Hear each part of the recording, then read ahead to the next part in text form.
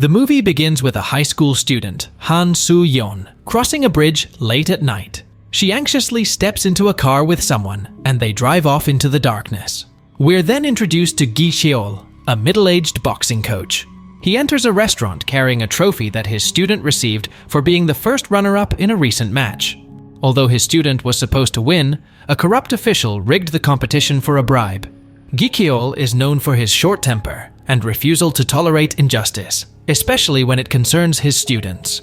When the official tries to argue with him, Gi Cheol loses his cool and knocks the man out with a single punch. However, the man turns out to be the vice president of the boxing association, who has the power to ban Gi Cheol from coaching. Gi Cheol's sister is very angry because this isn't the first time he's been expelled from an organization due to his violent tendencies. After pulling some strings, she secures him a new job as a gym teacher in a rural part of the city. As Gi Cheol drives toward the village, his car suddenly gets a flat tire. While waiting for help, he notices a missing person poster on a nearby board. The poster features Han Soo-yeon, the high school girl who went missing at the start of the movie. Someone has written a cruel message on the poster, mocking her disappearance. Gi Cheol is disgusted by this and tries to erase the message, but only ends up making the poster look worse. When he finally reaches the village, he sees 3 high school girls bullying another girl. The victim is Yoo-jin, who is Soo-yeon's best friend. Yoo-jin is upset with the bullies, accusing them of defacing Soo-yeon's posters. When Yoo-jin confronts the bullies, they deny it, but it's clear they don't care if Soo-yeon comes back or not. Gi Cheol intervenes, but the girls tell him to mind his own business. After this, Gi Cheol meets Officer Dong-soo, the local police officer. He welcomes Gi Cheol to the village and shows him around. Meanwhile, Yoo-jin visits Soo-yeon's grandmother, who is deeply worried about her missing granddaughter. It's evident that both the grandmother and Yoo-jin are the only ones still actively searching for Soo-yeon, while the police have largely given up. Yoo-jin remembers that Soo-yeon used to work part-time at a club. She digs around, finds the club's card, and decides to go there to see if she can find any clues about what happened to her friend. The next day, Gi Cheol starts his new job as a gym teacher. The school principal introduces him to the staff and pairs him with the art teacher, Ji-sung. Besides his role as a gym teacher, Gi Cheol is also responsible for overseeing student discipline. The principal assigns him the task of collecting lunch fees from the students.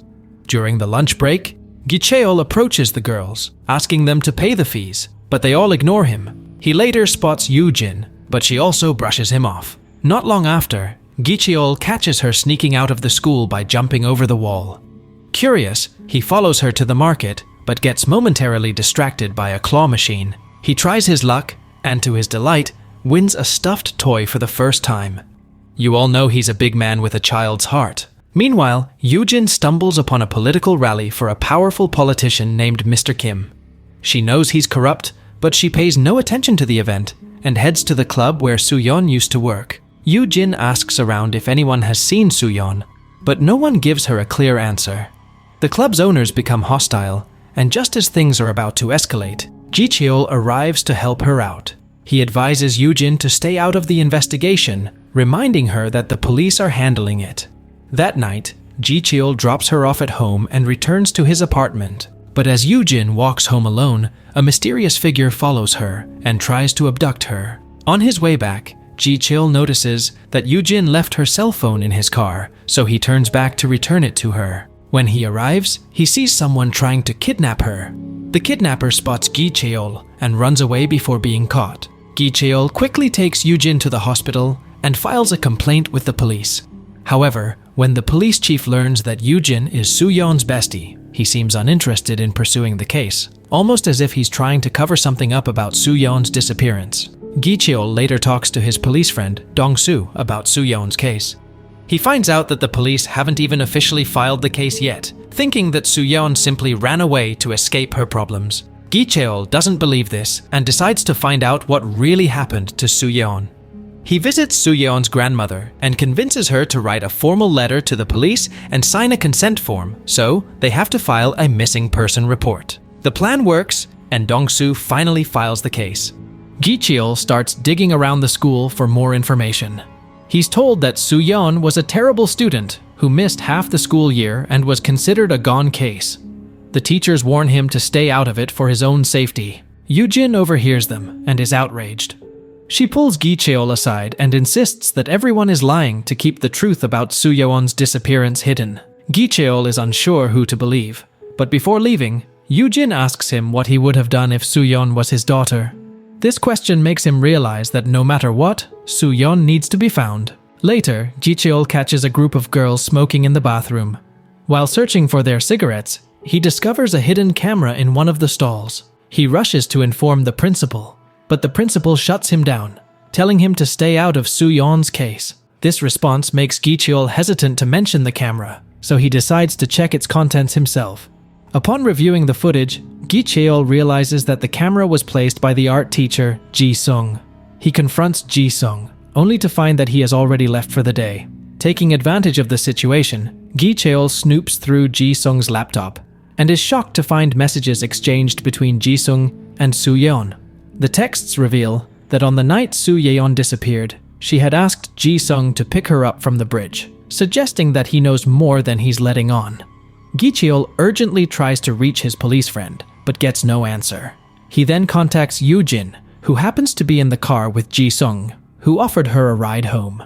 Gi-cheol discreetly informs her about his findings and warns her to be cautious. Yoo-jin cleverly gets Ji-sung to reveal their destination and texts it to Gi-cheol for easy tracking. She also notices that Ji-sung's keychain resembles the one Soo-yeon used to own. When she questions him about it, he knocks her out with a punch. When she regains consciousness, she finds herself on Ji-sung's bedroom floor, bound and gagged. Spotting Soo-yeon's phone inside a cupboard, fear grips her. Before Ji-sung can harm her, Gi-cheol bursts in, breaking down the door with sheer force.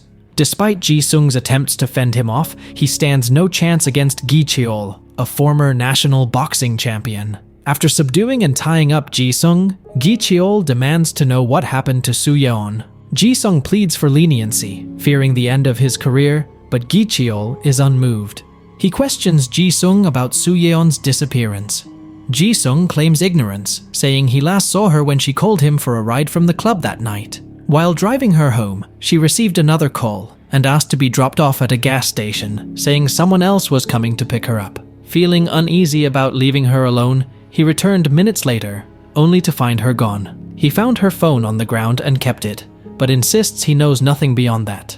Despite his claims, Ji-sung is arrested for his misconduct, though the police chief still dismisses the idea of Soo-yeon being kidnapped. Gi-cheol's pleas to take the case more seriously are ignored. After Gi-cheol leaves, the police chief makes a secretive call, warning someone to be careful, revealing that he may be involved in the kidnapping cover-up.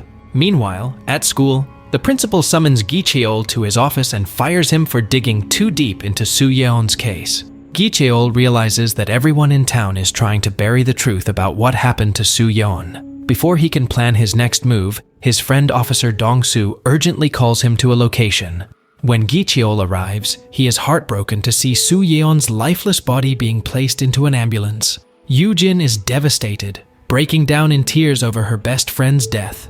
Gi-cheol quickly realizes that the killers might target Yoo-jin next, as she poses the greatest threat to them now. They rush to the hospital to see Soo-yeon's grandmother, whose condition deteriorates rapidly upon hearing about her granddaughter's tragic death. Elsewhere, Dong-soo overhears his superiors talking and discovers that the police chief is being bribed to keep the case under wraps.